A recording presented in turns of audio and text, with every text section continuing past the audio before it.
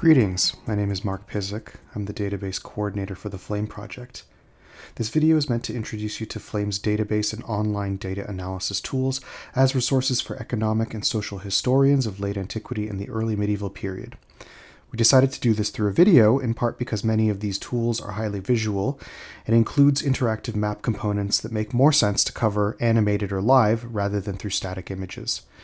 You'll be introduced to the basics of Flame's approach to collecting, storing, and analyzing numismatic data on the late antique medieval transition from 325 to 750 CE. How can this enormous body of coin data be presented in a manageable form? Coins were one of the most widespread, mass-produced products of the ancient Roman and medieval world, and they therefore constitute an ideal object for data analysis. As data, it is widespread, copious, and has been documented over a very long period of time. Nevertheless, as we shall see, considerable caution must be exercised in taking it at face value. The project takes its inspiration from the work of Chris Wickham, and especially from his 2005 monograph, Framing the Early Middle Ages. Wickham's project, of course, changed discourse around the late antique medieval transition by introducing, or perhaps reinforcing, the idea that whatever narrative might be told about the economy of the Mediterranean in this period, it could only be told regionally. Different regions fragmented, adhered, or restructured in relation to the larger Mediterranean economy differently at different times. Wickham relied on many different bodies of evidence, the most prominent being ceramics. However, for a variety of reasons, Framing the Middle Ages does not prominently feature coinage as a body of evidence. So Flame was started in order to make such work possible. Flame's origins lie in a Princeton graduate seminar on late antique and medieval numismatics led by Alan Stahl in 2014. Several of the graduates of this seminar would go on to early career positions at other institutions. The most obvious to discuss among these was Lee Mordecai, who became the director of Flame and is today a senior lecturer at Hebrew University in Jerusalem.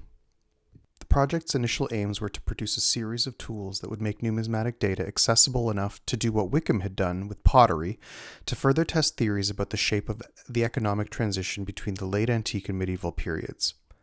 An impetus towards mapping tools took shape early on, for understandable reasons. Certainly this was in line with the general trend in the digital humanities toward maps as a means of exploring large data sets.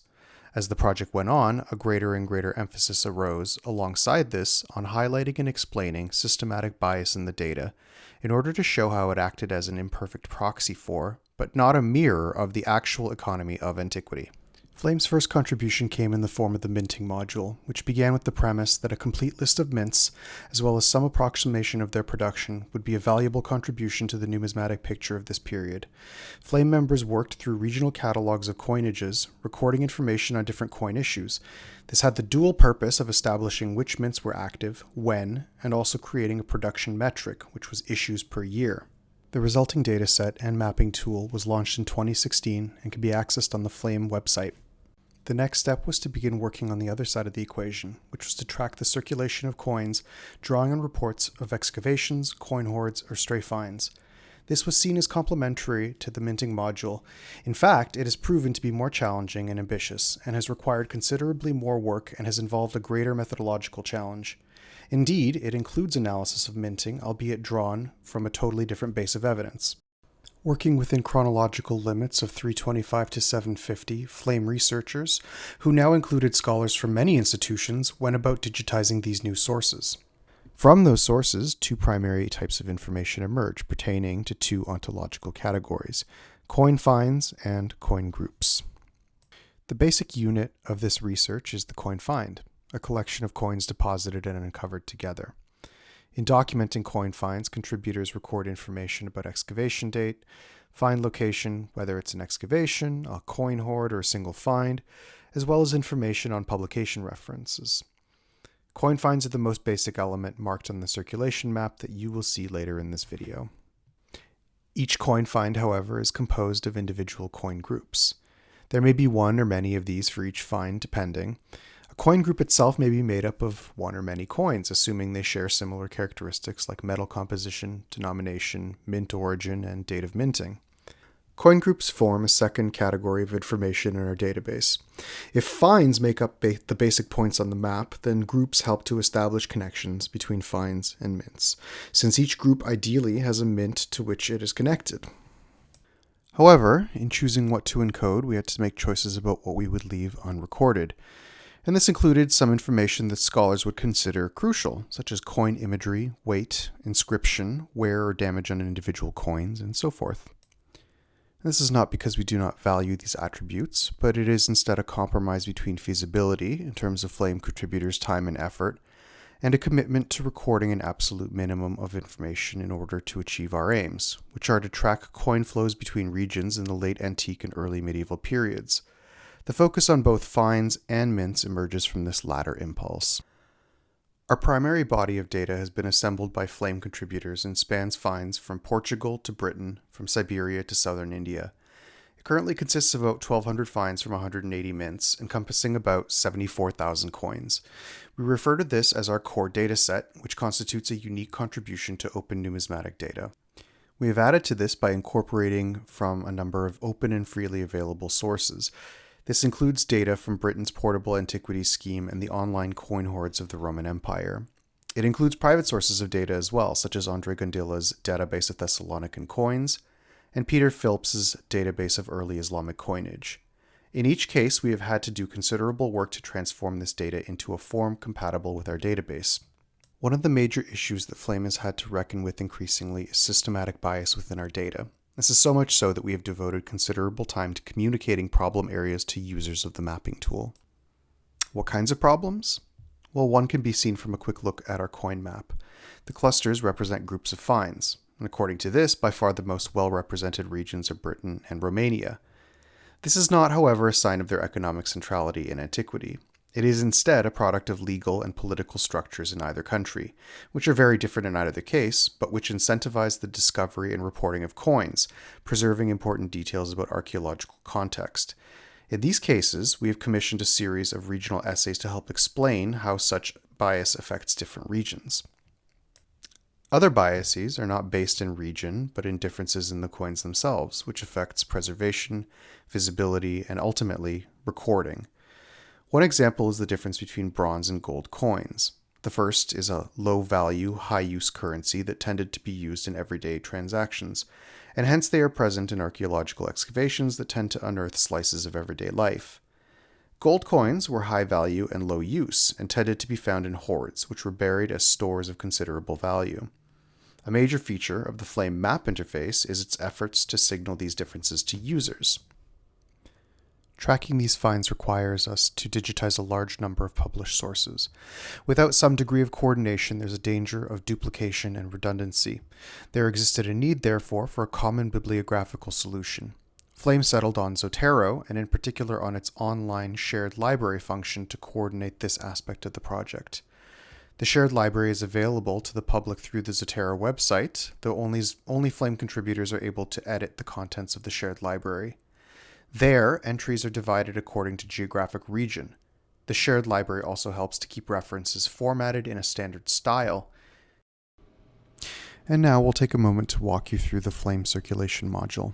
I'm going to do the demonstration portion slightly less formally than the rest. So what you can see right here is the basic starting screen of our circulation web tool. You see a number of bubbles on the right. These are clusters of fines. Some of them you can see actually just are on their own. And when you click on them, they produce pop-ups that provide relevant information. You can search through these using the search bar. We can look, for instance, for the Mint of Antioch, and it will pretty unproblematically pop up for us. You can see the circulation is quite wide. It was one of the main economic centers of late antiquity and the Byzantine period. And I've reset the tool in order to show you another function. It's worth saying that the basic search allows you to do search along the other lines, fines, denominations, particular kinds of metals. So there are many options. It is sort of a Swiss Army knife at the start of the process. But if you want to search, for instance, by area, we have tools for that as well. So you can select, let's say we still want to find an area with Antioch in it, but we want other items, say from the territorial boundaries of modern Turkey. And here I'm absolutely mangling some of this, but you can see how easy it is to create a regional polygon that will return finds only from that place. And so that's exactly what we've created here. Below, you'll see under results, all of these different hordes are listed here. And this is one of the other main ways of navigating this data is through this list. When you click on things here, they zoom in on the right side on the map. And so things become relatively intuitive in that way. Okay, you may have noticed that the geographic search took us into the advanced features, the advanced search features, so it might be worth actually just concentrating on those now. Now, this search for coin finds is a general filter. You can specify all sorts of parameters and then find all of the finds associated with those. However, the more useful tools for getting at the concepts is the find focus and the mint focus. The find focus, of course, focuses on finds. So why don't we take Antioch as an example again and just look for the finds from the Antioch excavation, which covers the following mints. So all of these mints have coins associated with them that were found at Antioch.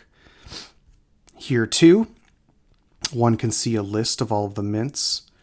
And on the other hand, if we want to go to mint focus instead, we've already done this to some extent with Antioch, but let's do it again and then we can add a few other mints to the mix. So here is the mint of Antioch, very familiar to those who were here a few minutes ago.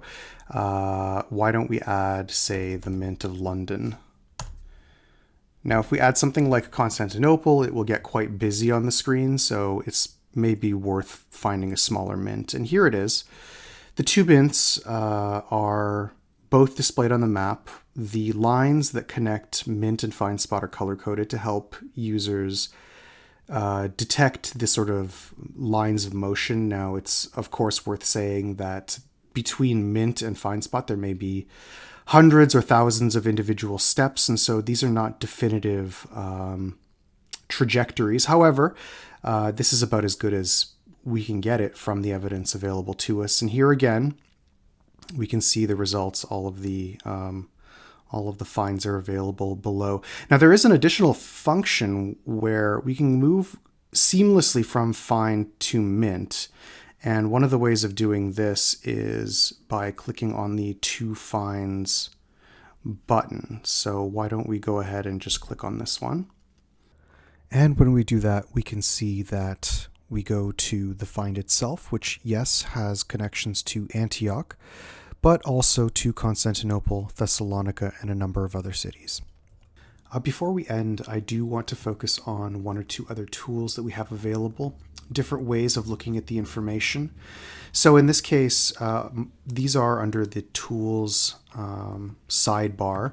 And for instance, one can go here to create on-the-fly histograms of, in this case, coin production at Antioch over time. And hovering over different parts of the bar graph will provide different levels of information about coin production. And a quick note before we move on, multiple mints can be compared through the histogram function. They are displayed alongside one another, and their precise output can be compared by hovering the mouse over top the individual graph bars. This can further be split along lines of metal content, though in this case, the two mints are summed together to show comparative outputs of gold, silver, and bronze coinage at any one time. You can also produce summaries of the coin issues that come out of Antioch in this time. So this can be reorganized according to these different columns and is a way of viewing a relatively large amount of information. So in this case, there are 108 pages like this. Just a final feature is the bias warning system here. In this case, we find coins that exhibit various kinds of biases and we highlight them for users. In this case, this would be a high loss bias coin, which would be bronze, for the reason that bronze coins were lost at a very high rate in antiquity because they were low value coins that were not sought after or saved from destruction, which is unlike gold coins. These are typically found in excavations. That concludes our review of the Flame Circulation Module tool. You should now have a better idea of the project's aims and uses, as well as some of the methodological challenges that we've undertaken to address. If you have any questions or comments, please contact Mark Pizik, Flames Database Coordinator, at the following email address.